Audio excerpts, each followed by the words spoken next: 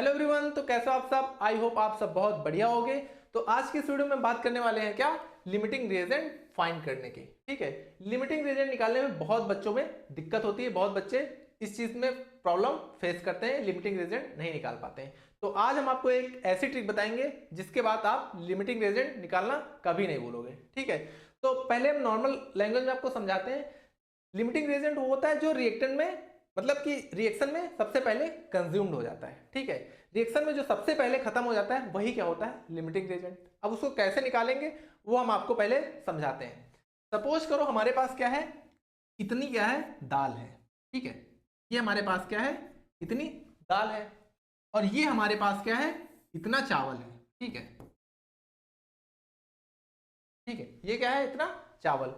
तो थोड़ी सी जैसे आपके पास दाल है और चावल ज्यादा है, तो अगर इन दोनों को खत्म करना हो कैसे करोगे भाई, जितनी दाल है उसके हिसाब से चावल मिक्स करोगे। ठीक है, अब ये थोड़ी ना कि इतनी दाल है पूरा चावल मिला लो, पता ही नहीं चलेगा। ठीक है, तो इतनी, एक नॉर्मल इंसान की बात कर रहे हैं, वैसे खाना तो चावल के साथ इतनी दाल खा जाएगा कोई भी, लेकिन एक नॉर्मल इंसान जो होगा क्या करेगा, इतनी सी दाल है तो उसी हिसाब से कुछ चावल लेगा। ठीक है, तो क्या करेगा, दाल चावल का मिक्सर बना लेगा और खा लेगा। ठीक है, खत्म कर देगा। तो इतनी दाल के साथ थोड़ा सा चावल खत्म हुआ। ठीक है, बाकी चावल क्या हो गया, बच गया। तो इसमें क्या हो गया, लिमिटिंग रीजन क्या हुआ, दाल हुआ। लिमिटिंग रीजन क्या हुआ, दाल हुआ, क्योंकि दाल तो थोड़ी थी और चावल ज्यादा थे, तो उतने से चावल लेके मिक्स करके पूरा खत्म कर लिया। तो लिमिटिंग रीजन क्या हुआ, दाल हुआ। लेकिन ऐसा जरूरी नहीं है कि जो कम हो वही क्या हो, लिमिटिंग रीजन हो, ऐसा जरूरी नहीं है। ठीक है, क्योंकि अगर मान लो नमक होता, अब यहां पे क्या होता, इतना सारा नमक होता, तो अब जैसे नमक और चावल खाने हैं तो क्या होगा, अब ये थोड़ी नहीं कि इतने चावल के साथ पूरा नमक डाल दोगे, ऐसा तो जरूरी नहीं है। क्योंकि अगर ये नमक है ना, तो नमक को उसी साथ स्वादानुसार डालोगे। तो नमक को इतने चावल में हो सकता है कि थोड़ा सा नमक मिला लो पूरे चावल में, तो बाकी नमक इसमें बच गया। तो कहने का मतलब क्या है कि इस पूरे चावल में थोड़ा नमक ही काफी है। तो मतलब कि यहां पे लिमिटिंग रिएजेंट क्या हो गया, चावल हो गया, क्योंकि नमक यहां पे बच गया। समझ आया, लिमिटिंग रिएजेंट आई होप आपको समझ में आ गया होगा। तो चलिए आपको एक एग्जांपल की मदद से और समझाते हैं। ठीक है, जैसे हमारे पास बाइक है, एक बाइक, एक बाइक को बनाने के लिए क्या चाहिए होता है, हमें एक बॉडी चाहिए होती है, या एक कह लो क्या उसका फ्रेम चाहिए होता है। मोटरसाइकिल का एक फ्रेम चाहिए होता है। ठीक है, या कह लो क्या होता है, फ्रेम होता है। और दो क्या चाहिए होते हैं कि पहिए चाहिए होते हैं, दो क्या चाहिए होते हैं उसके पहिए, दो पहिए चाहिए होते हैं। मतलब कि एक बाइक बनाने के लिए एक बॉडी या फ्रेम चाहिए होता है और दो पहिए चाहिए होते हैं। क्लियर है। तो जैसे हम कहें कि हमारे पास 50 बॉडी है या फ्रेम है, ठीक है, और 100 हमारे पास क्या है, 100 क्या है, पहिए हैं। ठीक है, पहिए, ऐसे लिख लो, पहिए, 100 पहिए हैं। तो एक चीज हमें यह बताओ कि कितनी मोटरसाइकिल या कितनी बाइक इनसे तैयार हो जाएंगी।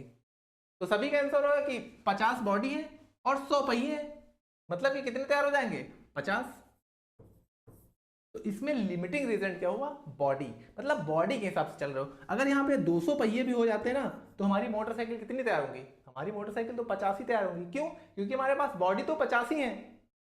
क्लियर है। तो लिमिटिंग रीजन यहाँ पे क्या हुआ, इसके हिसाब से काउंट कर रहे हैं, मतलब कि बॉडी या फ्रेम, ये क्या हुआ हमारा, लिमिटिंग रीजन।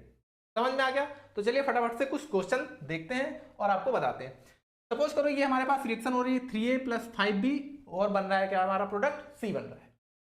सपोज करो कि इसके मोल दिए हुए 3 और B के मोल दिए हुए क्या, 10 मोल। ठीक है, क्लियर है। तो अब इसमें फाइंड करना है कि कौन सा लिमिटिंग रीजेंट होगा। तो कैसे फाइंड करेंगे, तो लिमिटिंग रीजेंट निकालने की एक सिंपल सी ट्रिक आपको बताते हैं क्या, कि गिवन मोल ए के निकालना है तो पहले निकाल लो गिवन मोल, मतलब कितना दिया हुआ है, 3 मोल।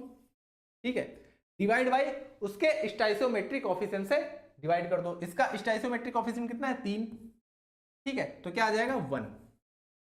वैसे ही बी का निकाल लो, गिवन मोल कितना है, 10, स्टाइसियोमेट्रिक कोएफिशिएंट कितना है, 5, तो कितना आ जाएगा, 2। अब यहां से डिफाइन करोगे जिसके जितने कम होंगे, जिसकी वैल्यू जितनी कम होगी वही क्या हो गया, लिमिटिंग रीजन। मतलब कि यहाँ पे लिमिटिंग रीजन क्या हो गया, ये हो गया 3a। ठीक है, मतलब कि इसकी वैल्यू क्या आई 1, इसकी 2, तो ये क्या हो जाएगा रिएक्शन में सबसे पहले कंज्यूम, तो ये हो जाएगा हमारा क्या, लिमिटिंग रीजन। क्लियर है।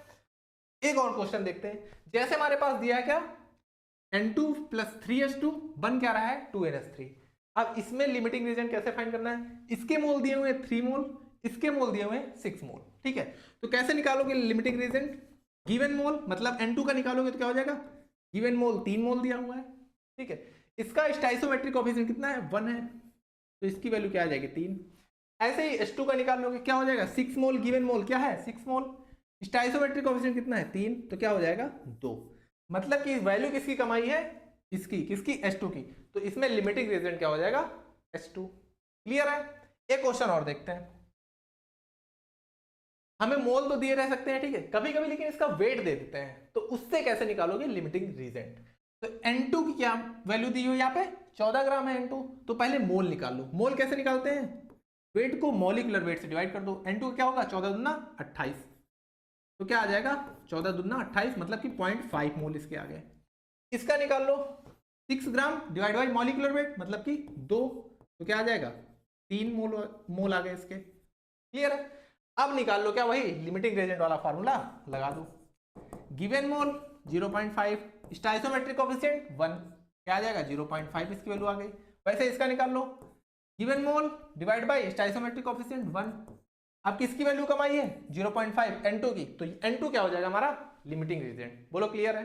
ठीक है, आई होप आप लोगों को समझ में आ गया होगा कि लिमिटिंग रीजन कैसे फाइंड करते हैं। ठीक है, तो अगर आपको ये वीडियो अच्छा लगा हो तो लाइक करें, शेयर करें और सब्सक्राइब करना ना भूलें। ठीक है, मिलते हैं नेक्स्ट वीडियो में।